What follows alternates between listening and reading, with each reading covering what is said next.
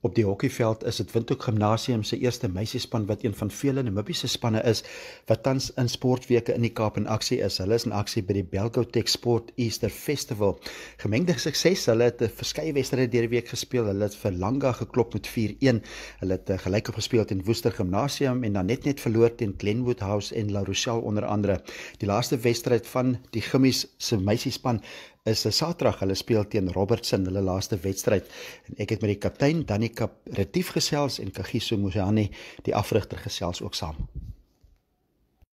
Dit is 'n groot voordeel vir ons om in die Kaap in te speel in ons hoof van hierdie toernooi. It's good growth for us as players and team and management, want ons kry goeie kompetisie wat ons vir ons regmaak vir ons liga in Windhoek. Yeah, and also I suppose the team pulling together, a bit of spun gears that comes into play. Oh, always. I think every tour is one of those spun bow, gears, and ons hoop vir dit baie. So. Yeah, and competition-wise, as you mentioned, it's good to play a different style of hockey as well. Learning from that. When you compare our style in Namibia compared to South Africa is more direct, and here we are still on the skills base. So I do like the challenges, and I think it makes us grow, not just as Namibian hockey, but South Africa and as African hockey as a whole. So for our nationals going forward, we're looking forward to seeing our Namibian teams dominate South Africa.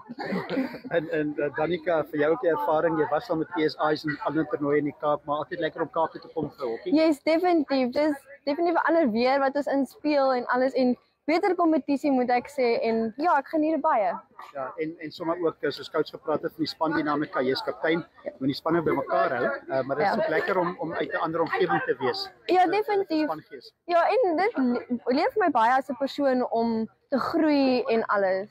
Ja, en die kompetisie sover is ek weet dit is moeilike kompetisie, maar dis wat mense wil hê. Ja. Jy as speler groei ook dan. Definitief.